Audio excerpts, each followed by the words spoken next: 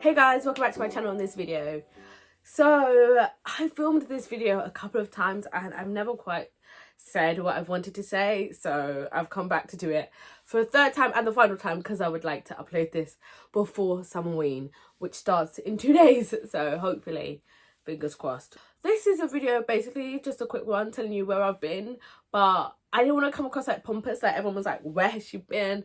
We care so much about her life. Maybe none of you cared, but I wanted to put that out there anyway. And I also wanted to say hi to people who have subscribed to me weirdly when I've been gone.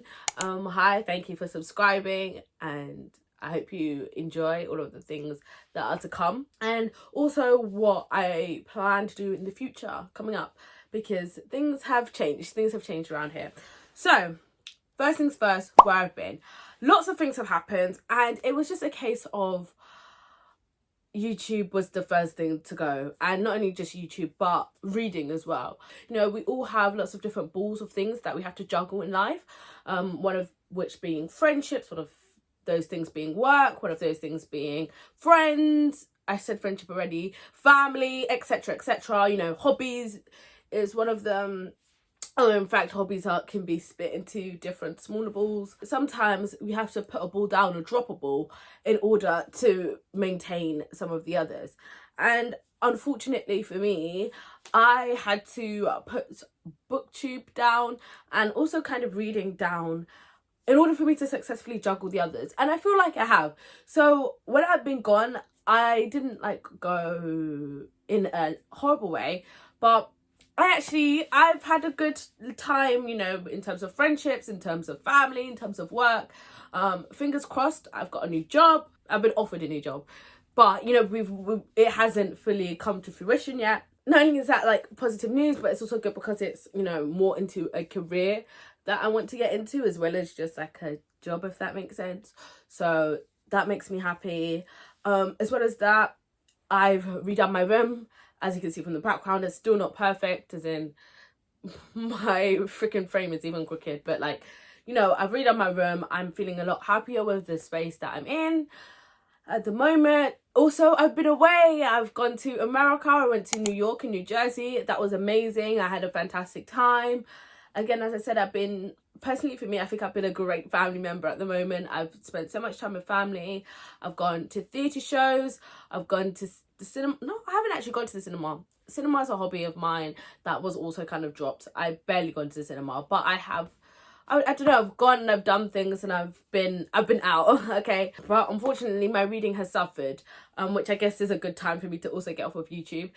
My reading has suffered and my booktube has suffered. That's pretty much it. I mainly want to apologise for all of the people who I interacted with on booktube as well, because I kind of disappeared off the face of the planet of the earth for them and like under their videos and watching their videos as well, because it was just too much for me. That was something else that had to drop. In fact, I'm terrible in live. You can ask my friends. I'm terrible with messaging people and keeping up with people. I'm much more of an in-person person. But that's also a bit of a cop-out. So I still try and do my best. However, it was another thing that dropped, and I am deeply apologetic, and I didn't want it to seem like, oh, now she's back, now is when she's commenting. No, it's just that I've started to be able to pick some balls up, and so that is a ball that I've been able to pick up as well. That's a little diversion. I am kind of reading now. My reading has picked up, which is good. That's great. I was still reading, obviously, and to some people I was still reading a lot, but you know, it's all relative. It's what do you read, etc, etc, and also how do you feel about what you're reading and all of that stuff. So according to Goodreads, I've read 74 books this year, which is amazing. I mean, I know to a lot of people that's a lot of books. In fact, that is a lot of books to even me. I saw that and I was like, bloody hell, she's done some reading. But to put it into context, 74 times 2, so for the entire year, that looks like it would be about 144 books this year. Last year I read 185, and the year before I read 188 books for the entire year. So, you know, that is at least roughly about 20 books behind my reading schedule. Okay, quick maths lesson featuring my dad's music.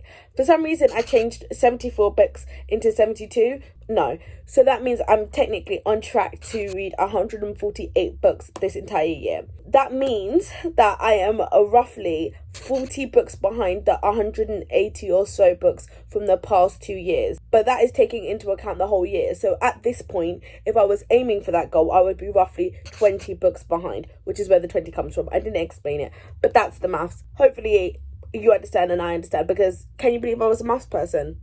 Can you believe I'm technically still a maths girly? Crazy. So I think for me, it felt like a reading slowdown, and it definitely was for me. It's still a lot of books, especially because here's another thing, I wasn't using Goodreads. I wasn't logging my books. I say I've read 72 books. I don't know. That could be a lie, because I've had to retrospectively add in all of the books that I think I've read like yesterday or something. Because here's another thing, when Goodreads is a ball that literally gets chucked across the room, often, very often, I'm like, no, I don't have the capacity in me to log the books that I'm reading on Goodreads, let alone write reviews. So it's very highly likely that there are some books that I've read that I haven't counted, but even saying 74 or 75 books, that is still quite behind compared to the reading that I've done previous years. Also, I've exclusively been reading audiobooks. I have not read an ebook or a physical book in this entire time, which I do read a lot of audiobooks anyway, or I do listen to a lot of audiobooks anyway, but it's now extreme. So that's interesting. Summerween, I plan to rectify that. So, talking about Summerween, I figured in order to not just make this like a full vanity project of where I've been when nobody actually cares, I've also decided to include my Summerween TBR in here, because Summerween is my target. I am daily vlogging for Summerween. Hear me out. You're probably thinking, how do you go from not uploading for months to daily vlogging Summerween? Because Summerween was like when I started YouTube, like last year. Like I'd filmed things before, but they were kind of sporadic and I hadn't fully like gotten into booktube yet. But when I daily vlogged Summerween, that was like the first time that I feel personally, that's like, to me, my annual, I've been on booktube for a year. It doesn't feel like a year at all whatsoever. That's crazy to say. I guess probably because I was gone for months and months and months. So it's like, would you count that as a year? But anyway, it's been a year. And I want to commemorate that by daily vlogging again this year. And I think I can do it. I think I can. Do you know what? You gotta have positivity. You gotta have a positive mindset. So that's the aim. That's the aim. I've got nothing special planned for it, just daily vlogging. I am working. I don't think I'm working often though, so like in person, so it should be fine. It should be fine. So I say this is a Summerween TBR, but it's very, very loose. I've basically just got a bunch of books out from the library and we'll make it fit where it fits. I don't know all of the prompts off the top of my head. I know one of them is to read at night, one of them is a graphic novel, one of them's black and orange on the cover, or orange on the cover. That's it. That's the only three that I remember off the top of my head. But we'll make it work wherever it fits. This is the stack. Should I show you the stack? This is the stack of the books I got from the library. So shout out to my library for coming in clutch this Summerween. So the first book that I've got is True Crime Story. As far as I'm aware, I actually got this book as a recommendation from Megan the Books. She read it and she enjoyed it. I can't remember if she loved it, but I feel like she definitely enjoyed it. And what I know is that it's like a multimedia aspect sort of book.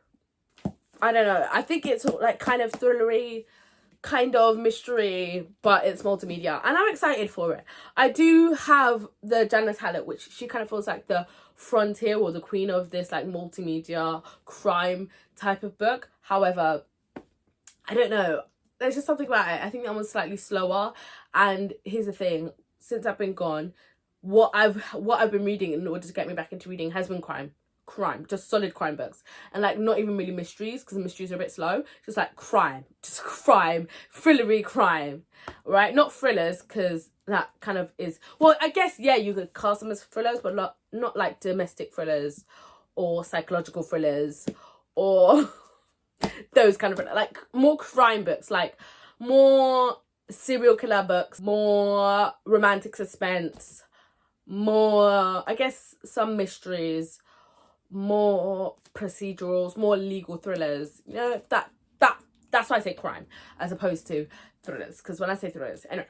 So yeah, hopefully this will be a book that I will enjoy, and I think this is a good time for me to read it. And also because it's multimedia, it might actually get me to physically read something. Shocker. We also have Passenger 23, which again, this is a thriller, but this is crime thriller. And basically What I know is that it says, every year on average, 23 people disappear without a trace from cruise ships, presumed suicides or tragic accidents. No one has ever come back until now. So this is by Sebastian Fitzek. I don't know if that's how you pronounce his name. I apologise. But this is a translated book, but he writes really good crime fiction. And I read one of his books before and I flew through it, absolutely flew through it. And this one seems really interesting to me. It's on a cruise. I'm excited. And as I said, I flew through the last one, and this is one of the crime world's most evocative storytellers, and I agree with that. I agree. It was very easy to read, and I just flew through it last time. So I wanted more thrillers like that. This has been highly anticipated for a long time. So yeah, thriller on a boat. Talking about thrillers on transport, I also took out Drowning because I'm excited. So this author came out with a previous book called Falling. Yeah, I think Falling was first. And that was another highly anticipated book, but I never got around to reading it. And I believe this is the newer one, Drowning. And yeah, I just feel like similarly it's going to be a bit unputdownable, a bit easy to fly through, because obviously this is Summerween. So I want books that I can fly through. Even though these are sort of chonkers, they're still highly anticipated and they still seem interesting and easy to get through. Yeah, this is The Rescue of Flight 1421. So this one is about planes. Drowning, I believe it's about a plane crash into the ocean. So more oceans and more modes of travel thrillers. Don't ask me why. It's just where I'm at and I'm not going to fight it. Oh my god, yes, it's waist deep in water. Oh my god. Do you know how much I love water thrillers? We'll get into it in a different video. So another book that's not for Summerween, but I guess I could fit it in and also has a little bit of water on it, is Died and Gone to Devon. So this is more of a cozy crime book, as opposed to the other books that I have so far. But there's a woman on a boat. This is a small boat, but it's still a boat. So really and truthfully, I'm sensing this could be a reading vlog.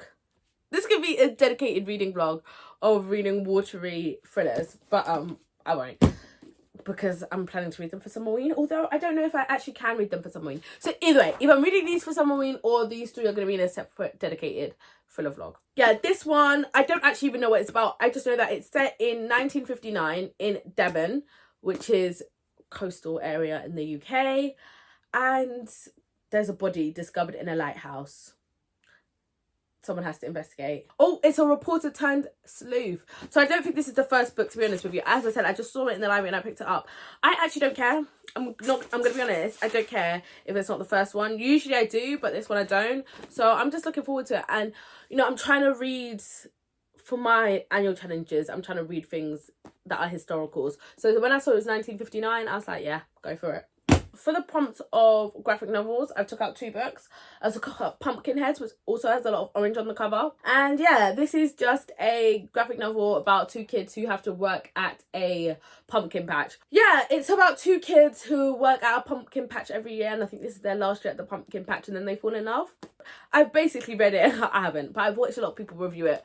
It's quite a popular graphic novel, and yeah, it's cutesy. And I think that's what I wanted. I wanted a bit of a cutesy graphic novel to balance out the other stuff, and this will definitely be easy to get through during Summerween. The other one that's not so cutesy is Ghost Stories of an Antiquary? I don't know. Wow, my English language skills.